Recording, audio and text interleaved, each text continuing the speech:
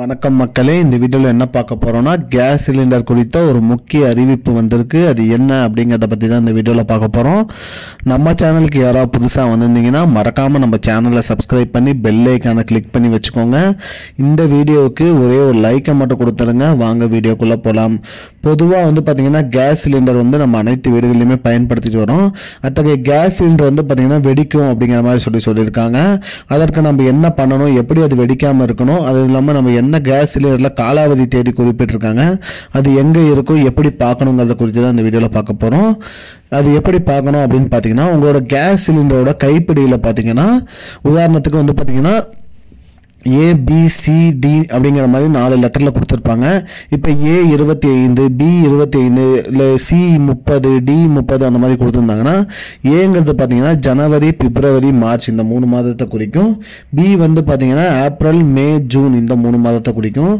C பார்த்தீங்கன்னா July, August, September குறிக்கும். அதேமாதிரி டி பார்த்தீங்கன்னா அக்டோபர், நவம்பர், டிசம்பர் இந்த 4 மாதத்தை குறிக்கும்.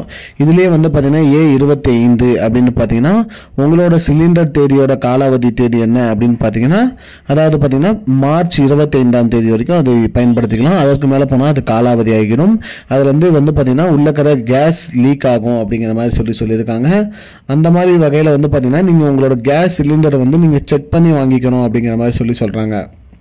நீங்கள் வாங்கும் போதே பார்த்தீங்கன்னா உங்கள் கேஸ் சிலிண்டரில் என்ன எண் குறிப்பிட்டிருக்கு, அது அதுக்கு பயனுள்ளதாக இருக்கா அப்படிங்கிற மாதிரி நீங்கள் பார்த்துக்கணும்.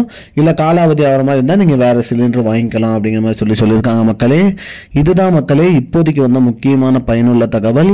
இது போன்ற பயனுள்ள தகவலை தெரிஞ்சுக்கொள்ள நம்முடைய சேனலை மறக்காமல் சப்ஸ்கிரைப் பண்ணி வச்சுக்கோங்க.